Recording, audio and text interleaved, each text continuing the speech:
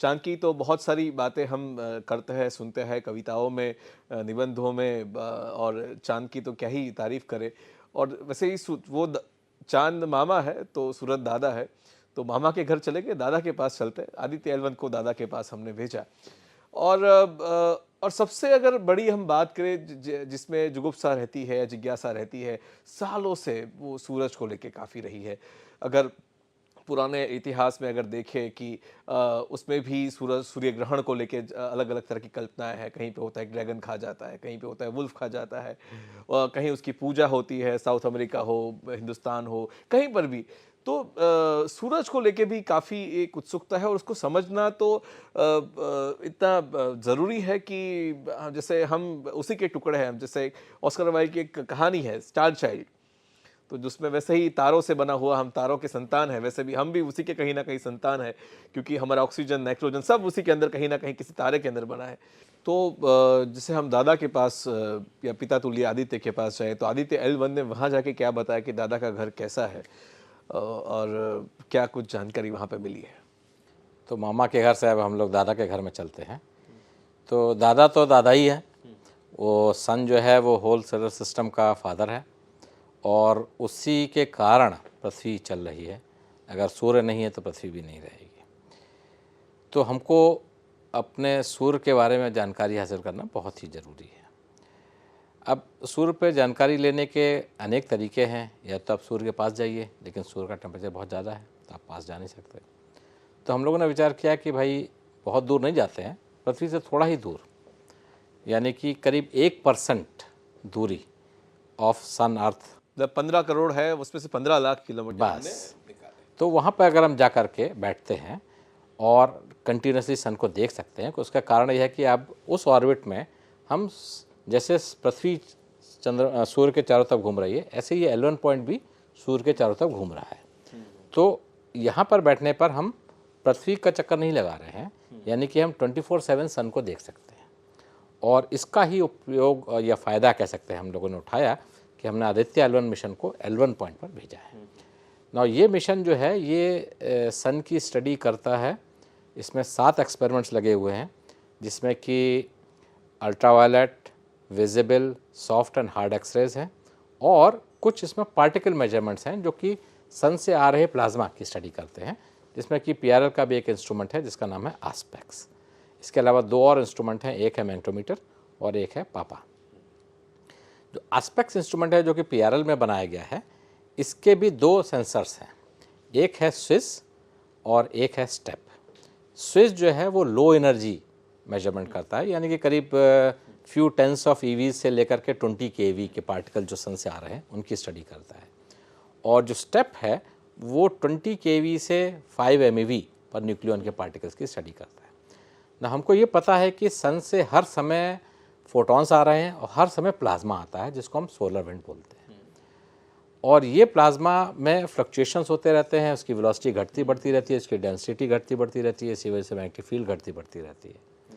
लेकिन वो किस कारणों से होती है उसका पता लगाने के लिए हमको उसको मेजर करना पड़ेगा, और इसीलिए हमने ये इंस्ट्रूमेंट बनाया है आस्पेक्स, जिसको हम बोलते हैं कि multi directional multi species measurement है।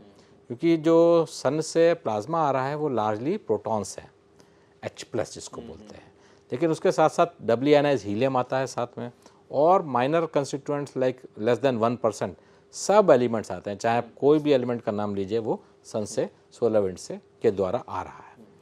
तो हमारा जो इंस्ट्रूमेंट है वो डिफरेंट डायरेक्शंस में प्लाज्मा का मेजरमेंट कर रहा है इन द इक्वेटोरियल प्लेन, यानी कि प्लेन जिसमें कि पृथ्वी घूमती है सूर्य के चारों तरफ, और perpendicular north end south end 90 degree to this plane, जिससे हमको ये पता लगे कि जो प्लाज्मा आ रहा है वो डिफरेंट डायरेक्शन से कितना आ रहा है, कैसे आ रहा है, क्या उसका एक्सेलरेशन हो रहा है, क्या उसका डी एक्सेलरेशन हो रहा है, क्यों उसकी एनर्जी घट बढ़ जाती है, क्या हो रहा है, प्रोसेसेस क्या हो रहा है। क्योंकि अगर प्रोसेसेस नहीं समझेंगे तो हम ये नहीं पता कर सकते कि क्यों ऐसा हो रहा है। तो इसी के लिए हमने ये एक बड़ा कॉम्प्लेक्स इंस्ट्रूमेंट बनाया, और इसके 7 सब सिस्टम्स हैं। आपको मैं दिखाऊंगा लैब में ले जा करके कुछ जिनके जो हमारे मॉडल्स हैं जिसको हम लोगों ने बनाया है, उसका इंजीनियरिंग मॉडल आपको दिखाऊंगा, क्योंकि फ़्लाइट मॉडल तो हमारा आदित्य L1 मिशन में ही जा चुका है। तो उससे हमको ये पता लग रहा है अब कि सन से जो हमारे प्लाज्मा आ रहा है वो किस प्रकार का है, उसका कंपोजिशन क्या है और वो किस किस डायरेक्शन से आ रहा है। और इसके अलावा इसमें एक और सेंसर लगा था जो कि पृथ्वी की तरफ देख रहा था, और उसको इसलिए लगा गया क्योंकि जो सोलर विंड पृथ्वी की तरफ आता है, क्योंकि पृथ्वी के पास चुंबकीय क्षेत्र है, तो वहाँ से भी कुछ पार्टिकल्स रिफ्लेक्ट होकर के वापस सन के डायरेक्शन में जाते हैं। और हमको ये पता करना था कि वो किस कंडीशंस में ऐसा होता है, वो कितने जाते हैं, तो उनकी मात्रा क्या थी। तो इसलिए हमने एक और इंस्ट्रूमेंट लगाया है जो कि पृथ्वी की तरफ भी देख रहा है। और ये जो 2 सितंबर को लॉन्च हुआ आदित्य L1 मिशन का श्रीहरिकोटा से, और 6 जनवरी 2024 को इस वर्ष हम लोग जो है L1 पॉइंट पर पहुँचे, और तब से सभी इंस्ट्रूमेंट्स अच्छा कार्य कर रहे हैं। और अभी जो L1 जिसको हम बोलते हैं कि एक क्या कहते हैं हाइपोथेटिकल या इमेजिनरी पॉइंट है, उसके चारों तरफ ये L1 पॉइंट घूम रहा है। वो पूरा एक चक्कर अपना लगा चुका है, जिसका टाइम लगता है करीब करीब 6 महीने, 180 दिन के आसपास का चक्कर होता है। और इसमें जो आपका मई में जो सोलर इवेंट्स हुए थे, सोलर स्टॉर्म हुआ था, तूफान आया था सन पर, और उसके द्वारा बहुत से सोलर फ्लेयर्स हुए थे और CMEs आई थी, उसका बहुत अच्छा डाटा हमारे आस्पेक्ट्स पेलोड ने दिया है हमको। और ये दिखाया है कि almost like 1 order of magnitude increase in plasma densities हुआ है, और जिसके कारण पृथ्वी पर भी इसका बहुत बड़ा इम्पैक्ट हुआ है। आपने सुना होगा कि उन दिनों में जो हमारे एयरक्राफ्ट्स होते थे जो पोलर रीजन्स से जाते थे, उनको बंद कर दिया गया था कुछ दिनों के लिए, क्योंकि वहाँ पर रेडिएशन इतना ज़्यादा पृथ्वी की तरफ आ रहा था कि उससे जो हमारे जो क्या कहते हैं एयरक्राफ्ट में जो जाते हैं आपके यात्री, उनके ऊपर इसका इम्फेक्ट ना हो, इसलिए पोलर रीजन्स को जी फ्लाइट्स स्टॉप की गई थी, वो इक्वेटोरियल रीजन्स के थ्रू जा रहे थे। तो यानी कि पृथ्वी पर इन चीज़ों का बहुत बड़ा प्रभाव पड़ता है, और उसके लिए जानकारी हासिल करने के लिए ये आदित्य L1 मिशन है। जी, अगर सूरज की बात करें तो सर मुझे याद आ रहा है कि जब बचपन में जब सूरज के चित्र बनाते थे तो ऐसे गोल दूर के उसके आसपास से किरणें करते थे। जब कभी भी हम घूमने जाते हैं, देखते हैं अपने किसी सनसेट पॉइंट या सनराइज पॉइंट से, ऐसे किरण दिखते नहीं हैं। वो तभी दिखते हैं जब सोलर इक्लिप्स होता है, जब कुछ ऐसा होता है, इस तभी दिखते हैं, उसके अलावा दिखते नहीं हैं। तो सूरज की गुत्थी एक अजब सी ये भी है कि अंदर बड़ा गहरा तापमान 1.5 करोड़ सेंटीग्रेड के आसपास रहता है, फिर कम होता हो जाता है, फिर जो बाहर जिसकी अब बात करते हैं किरणों की या कोरोना की बात करते हैं, वहाँ आते आते एकदम अचानक से तापमान बढ़ जाता है। तो ये कौन सी भट्ठी है कि जो अंदर एकदम गर्म है, बीच में ठंडी होती अचानक से भड़क जाती है। तो ये तो ऐसे पिज़्ज़ा की बात हो गई कि जो अंदर एकदम सेंटर में बहुत गर्म है, बीच में एकदम ठंडा, मतलब ठंडा हो रहा है धीरे धीरे, और बाहर आके एकदम गर्म हो गया। तो ये गुत्थी समझ में नहीं आ रही है लोगों को, मतलब काफ़ी समय से सोलर फिजिक्स में। तो क्या उसका कुछ जवाब मिल पाया आपको, या उस रहस्य के करीब क्या हम पहुंच पाए? उसमें एक और हमारा इंस्ट्रूमेंट है जो कि चंद्रयान 2 पे लगा हुआ है, चंद्रयान 2 ऑर्बिट पर, जिसका नाम है सोलर एक्सरे मॉनिटर, XSM। और वो हमको बताता है कि सन पर जो प्रोसेस हो रहे हैं उसके कारण एक्सरे एमिशन जो आ रहे हैं वो कैसे हैं। और वे कंटिन्यूसली चंद्रयान 2 जो है मून के चारों तरफ घूम रहा है, लेकिन ये इंस्ट्रूमेंट जो है सन से आने वाली किरणों जो कि मून पे ऊपर गिरती हैं उसके बारे में जानकारी दे रहा है। सन पर होता क्या है कि बहुत से प्रोसेस हो रहे हैं, और इसमें से कुछ प्रोसेस ऐसे होते हैं जिसके कारण जो है सन का टेम्परेचर सतह पर 6000 डिग्री सेंटीग्रेड से 1 मिलियन डिग्री सेंटीग्रेड हो जाता है कोरोना में। और कोरोना ही हमको दिखाई पड़ता है जब सोलर इक्लिप्स होता है, अदरवाइज कोरोना हमको दिखता नहीं है। जो हम किरणें बनाते थे बाहर की, हाँ, वो एक्चुअली क्या है कि उसका टेम्परेचर इतना ज़्यादा है कि सन का टेम्परेचर की वजह से इतनी वाइट लाइट जो आ रही है वो कोरोना को देखने नहीं देती है। तो जब आप सन को ब्लॉक कर दीजिए तो आपको कोरोना दिखाई पड़ेगा।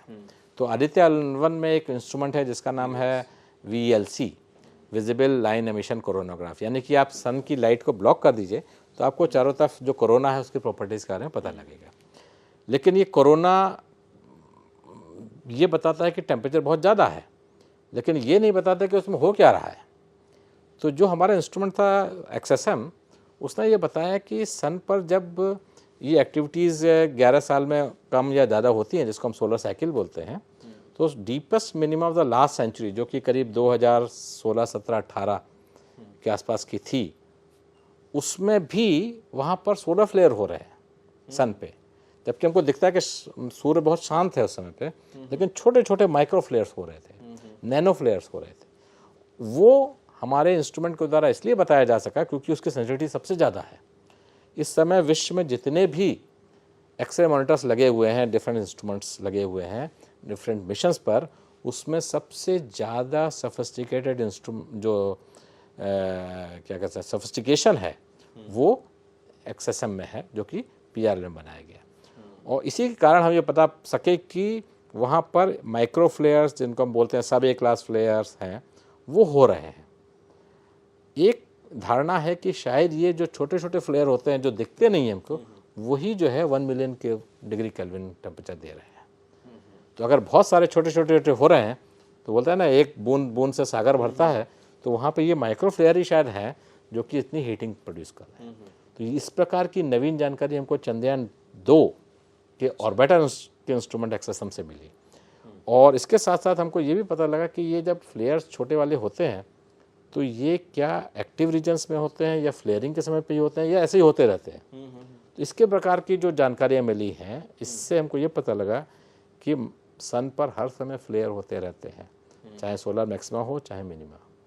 यानी कि जो टेम्परेचर है कोरोना का 1 मिलियन, वो बना ही रहेगा, क्योंकि फ्लेयर तो हो ही रहे हैं, हमको नहीं दिखते थे, अब हमको पता लग गया कि वहाँ होते हैं। ओके, तो ये एक हाइपोथेसिस है कि टेम्परेचर इतना ज़्यादा क्यों होता है, क्योंकि फ्लेयर होते हैं। तो जैसे हमें ये तो पता है कि केंद्र में हाइड्रोजन हीलियम होते हैं, उनका संलयन होता है, फ्यूजन होता है, उससे शक्ति पैदा होती है। तो क्या ये कोरोना में भी इस तरह की कोई प्रक्रिया होती है, या कुछ एलिमेंट कुछ ऐसे है जो बहुत ही उच्च तापमान में बन के आते हैं, उससे एमिशन होता है, ऐसा कुछ निकलता है? ऐसी भी कोई समझ है हमारी?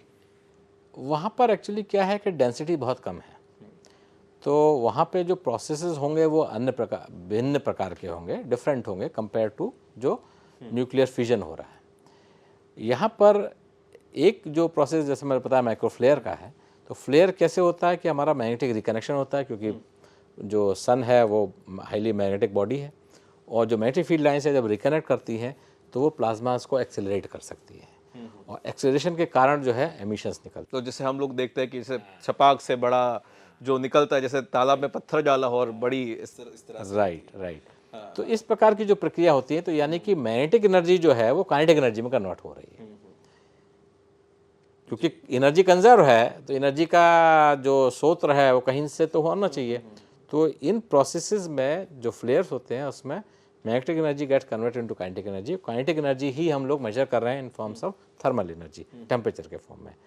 तो जो हमारा जो टेम्परेचर बढ़ाने का जो तरीका है वो मैग्नेटिक एनर्जी को काइनेटिक एनर्जी में कन्वर्ट करने का है, और वो कौन करता है? वो फ्लेयर कर रहे हैं। और दूसरा एक सवाल सर, ये जो से हमारे ये बड़े शक्तिशाली बाहुबली सूरज है, वो कई करोड़ों किलोमीटर दूर तक प्लूटो को भी अपने साथ में रखे हुए कि तुम भी मेरे आसपास घूमो।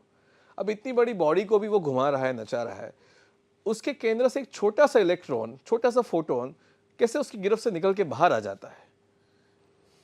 अच्छा, आप गुरुत्वाकर्षण बल की बात कर? हाँ, कि कैसे उसके इस ग्रेविटी से वो कैसे उसकी चुंगाल से निकल के वो एकदम बाहर, क्योंकि वो तो आप जैसे बताया कि बड़ा ही मुश्किल होता होगा उसके लिए उसके ग्रेविटी फोर्स से निकलना, क्योंकि वो तो इतने सारे ग्रहों को नचा रहा है, इतनी सारी जुपिटर तक को नचा रहा है, तो एक फोटोन और इलेक्ट्रॉन कैसे निकल जाता है? तो उसमें होता क्या है कि अगर आपकी पास इतनी एनर्जी है जो कि उसके ग्रेविटेशनल एनर्जी से ज़्यादा है, तो आप निकल सकते हैं। जैसे पृथ्वी में भी अगर आप 9.8 मीटर पर सेकंड स्क्वायर से ज़्यादा वेलोसिटी से किसी चीज़ को फेंकेंगे तो पृथ्वी से बाहर चली जाएगी। तो यानी कि ऐसा ही प्रोसेस हमारे सन पर हो रहा है, और सन पर अगर किसी भी चाहे इलेक्ट्रॉन हो, प्रोटॉन हो, कोई भी मास हो, उसकी वेलोसिटी एस्केप वेलोसिटी से ज़्यादा है तो वो सन से एस्केप कर सकता है। अब जो हमारे पास प्लाज्मा सन से आ रहा है उसकी वेलोसिटी है 300-400 किलोमीटर पर सेकंड, किलोमीटर पर सेकंड, यानी कि हम 1 सेकंड में अहमदाबाद से दिल्ली जा सकते हैं। उस प्रकार की वेलोसिटीज से पार्टिकल्स वहाँ से निकल रहे हैं।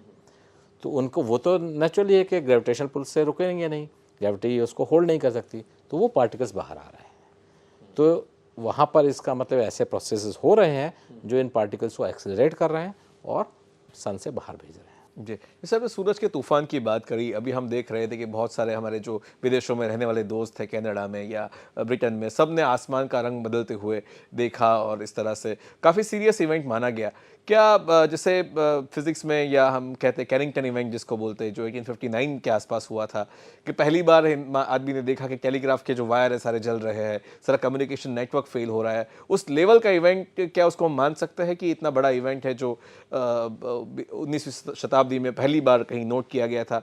कितना बड़ा ये इवेंट था और क्या इतना बड़ा इवेंट और मतलब सूरज का गुस्सा क्या हम और भी देख सकते हैं कि आने वाले टाइम में अगर बहुत ही ज़्यादा गुस्सा हो गया तो क्या हम बच पाएंगे? क्योंकि अब तो हमारा जीपीएस से लेके मोबाइल से लेके सब कुछ सैटेलाइट के आधार पे हो रहा है, तो कहीं ऐसा तो नहीं होगा कि इसका गुस्सा हमें राख कर दे या हमारी व्यवस्था को मतलब सन ऑफ कोर्स अपनी मर्जी के हिसाब से चलता है, उसको कोई चला नहीं सकता क्योंकि वो इतना बड़ा है और उस पर जो प्रोसेस होते हैं उसको उसके कारण जो पृथ्वी पर इफ़ेक्ट होने वाला वो तो होकर रहेगा। हम उससे कुछ अंडरस्टैंडिंग के द्वारा बच सकते हैं या कोशिश कर सकते हैं कि बचें, और उसमें ही एक जो स्टडी है हमारी, इसको हम बोलते हैं स्पेस वेदर, यानी कि सूर्य पर जो प्रक्रिया हो रही है उसके कारण जो फोटॉन्स आ रहे हैं, उसके कारण जो मास आ रहा है, उसको हम कैसे रेगुलेट कर सकें, उसको कैसे पढ़ सकें और उसके द्वारा हम जो प्रक्रिया हो रही है उसको कैसे बचा जा सके। तो आपने जैसा जिक्र किया कि सन पर जो इफ़ेक्ट्स हो रहे हैं उसके कारण पृथ्वी पर जो इफ़ेक्ट होते हैं वो चाहे वो इलेक्ट्रॉनिक क्या कहते हैं सैटेलाइट्स हों, इलेक्ट्रॉनिक सिस्टम्स हो सैटेलाइट्स पे, चाहे स्पेस स्टेशंस पे मानव रहते हों, चाहे हमारा अरोरा जो कि डिफरेंट कलर्स का होने लगता है, हरा, ब्लू, रेड होने लगता है, ये सब बताता है कि सूर्य पे जो कुछ हो रहा है वो उसका इफेक्ट पृथ्वी पर होना ही है। अब उसको कितना कम कर दिया किया जा सकता है या उसके बारे में वार्निंग लेकर के पृथ्वी पर कुछ ऐसे कार्य किए जाए जिससे कि हम कम कर सकें इसको प्रभाव, तो इसी को एक स्टडी को हम बोलते हैं स्पेस वेदर। और जो L1 पॉइंट है हमारा, वो L1 पॉइंट ऐसा पॉइंट है जो कि पृथ्वी से 1% दूर है सन अर्थ डिस्टेंस के, यानी कि 99% away from sun, 1% only away from earth. अगर हम मान के चलें कि सपोज करो वहाँ से जो प्लाज्मा आ रहा है वो 400 किलोमीटर प्रति सेकंड की रफ्तार से आ रहा है, तो अगर हम L1 पॉइंट पे बैठे हैं तो वहाँ से पृथ्वी तक आने में उसको करीब करीब 1 घंटा लगेगा, यानी कि 1 घंटे का वार्निंग हमको मिल सकता है। इट इज़ समथिंग लाइक कि तूफान आने वाला है, तो आपको पता लगा कि भाई घर छोड़ के भागो, राइट, तो आप कहोगे ठीक है भाई 1 घंटे का टाइम मिला है, घर छोड़ के कितना दूर जा सकते हैं? बहुत ज़्यादा दूर तो नहीं जा सकते। अगर आप पैदल जाएंगे तो बहुत ही कम दूर जाएंगे, अगर गाड़ी से जाएंगे तो ज़्यादा दूर जाएंगे, अगर आप एयरक्राफ्ट से जाएंगे तो काफ़ी दूर जा सकते हैं। तो इस प्रकार का वार्निंग सिस्टम अगर हमारे पास अवेलेबल है तो हम कुछ चीज़ों को बचा सकते हैं जिसमें कि हमारा नुकसान कम हो। क्योंकि आपको पता होगा कि 1989 में भी इस टाइप के स्टॉर्म्स आए थे और उस समय पे ऐसा हुआ कि कनाडा का जो क्यूबेक जो पावर प्लांट था वो पूरा जल गया और उसके कारण 1/3 ऑफ कनाडा पूरा डार्क हो गया था। 3 दिन तक पावर ही नहीं थी वहाँ पे। और हुआ क्यों? क्योंकि सन उग्र हो गया। तो अब हमको जानकारियाँ हैं कि इस प्रकार के उग्र होने के कारण पृथ्वी पर बहुत बड़े इम्पैक्ट हो सकते हैं और वो पोलर रीजन्स में ज़्यादा होते हैं क्योंकि मैग्नेटिक फील्ड लाइंस जो हैं अर्थ की वो सब पोल्स में कनेक्ट होती हैं। लकीली इंडिया इक्वेटोरियल रीजन में है और इसके कारण हम लोग उस प्रकार के इफेक्ट से ज़्यादा प्रभावित नहीं होते हैं। तो ये एक अच्छी बात है कि इंडिया इक्वेटोरियल रीजन में है, हमारे पास हीट बहुत आती है, सूर्य से काफ़ी रोशनी भी आती है और जो इस प्रकार के प्रोसेसेस हैं जिसके कारण स्पेस वेदर एक्टिविटीज़ होती है उससे हम लोग बचे रहते हैं। जी, अब सूरज तो काफ़ी बड़ा है, से मैं समझता हूँ तब तक हम लोग सूरज के दक्षिणी ध्रुव के सामने पृथ्वी है, तो क्या सूरज के अंदर जो प्रक्रिया होती है वो हर तरह समान ही होती है? जैसे हमारे यहाँ पृथ्वी की बात करें तो दक्षिणी ध्रुव, उत्तर ध्रुव, विषुववृत्त जैसे आपने बताया, अलग अलग तरह का उसका नेचर रहता है, कैरेक्टर रहता है, तो क्या ऐसा इसके अंदर भी कुछ रीजन हम डिफाइन कर पा रहे हैं कि भी उत्तर ध्रुव में कुछ अलग है, विषुववृत्त में अलग है, दक्षिणी सूरज का दक्षिणी ध्रुव कुछ अलग है, क्या उसके भी मैग्नेटिक पोल्स में भी इधर उधर हो रहा है कि ऊपर नीचे कुछ होने की संभावना है, वो भी चेंज होते हैं क्या? कुछ ऐसी कुछ जानकारी हमारे पास मिली है इससे? कुछ जानकारी हमें मिली हैं जो कि जो सूर्य की स्टडीज़ करते हैं साइंटिस्ट हमारे, जैसे कि उदयपुर सोलर ऑब्जर्वेटरी में हमारे पीआरएल के साइंटिस्ट हैं जो कि सन का ही अध्ययन करते हैं, और वहाँ पर एक टेलीस्कोप है जिसको हम लोग मस्त बोलते हैं, मल्टी एप्लीकेशन सोलर टेलीस्कोप, जो कि 50 सेंटीमीटर्स साइज़ का है, और वो इंडिया का सबसे बड़ा सोलर टेलीस्कोप है। और इससे हम सन पर हो रही प्रक्रियाओं के बारे में जानकारी प्राप्त करते हैं। तो सन पर जो भी हमको जानकारियाँ मिली हैं वो ये बताती हैं कि सन पर मैग्नेटिक फील्ड्स की जो क्या कहते हैं पीरियोडिक ऑसिलेशंस हो रहे हैं या पीरियोडिक चेंजेस हो रहे हैं, वो 10 से 12 साल के बीच के होते हैं, जिसको हम बोलते हैं solar maxima, solar minima.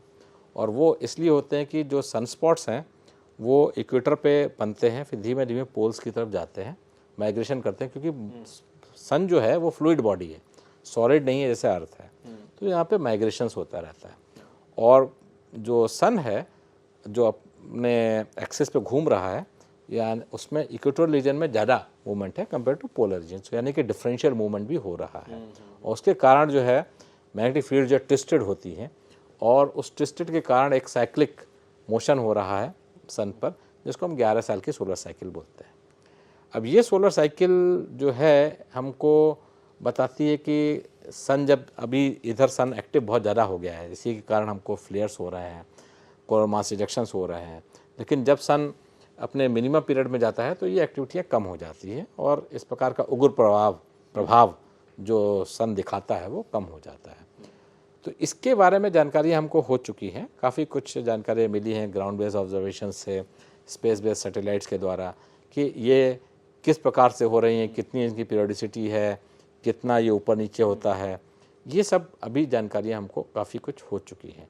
But actually में ये कब कितनी होंगी ये बताना मुश्किल हो गया है, तो फ्लेयर कब होगा ये बताना मुश्किल हो। जी, जैसे आपकी पीआरएल का ही एक पेपर मुझे याद आ रहा है कि जिसमें ये बताया गया है कि भाई जब सोलर मिनीमा होता है या जब सूरज की उग्रता जब कम होती है तब वायरस का प्रभाव पृथ्वी पे बढ़ता है। इस तरह से भी एक था कि 400 साल पहले आपके प्रोफेसर राजमल जैन जी का पेपर है।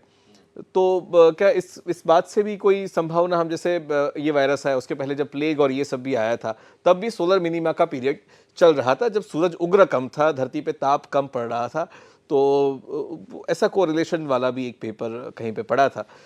तो क्या अभी जो है इस बात से आप कितने इत्तेफाक रखते हैं? दूसरा, क्या अभी सूरज के उग्र होने के कितने चांसेस है या अवसर है? आप किस तरह से देखते हैं? क्या अभी सूरज गुस्सा होगा या अभी शांत है, या कहाँ पे किस दिशा में सूरज है? अभी सूर्य जो है वो सोलर मैक्सिमा पीरियड में चल रहा है, और अभी इसका डिक्लाइन चालू होने वाला है, तो कह सकते हैं कि अगले 4-5 साल में ये अगेन सोलर मिनिमा में जाएगा।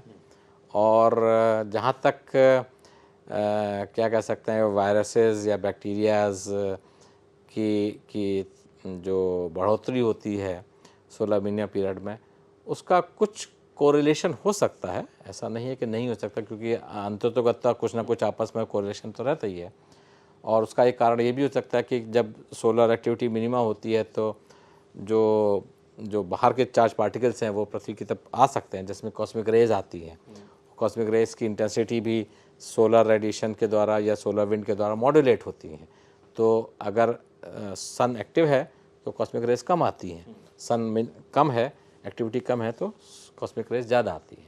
तो उसकी वजह से कुछ कोरिलेशंस हो सकते हैं, जिसके कारण जो है इस प्रकार का हमको एक कोरिलेशन मिलता है कि डिसीजेज या वायरसेस या बैक्टीरिया ज़्यादा होते हैं जब सोलर मिनिमा होता है कंपेयर टू सोलर मैक्स।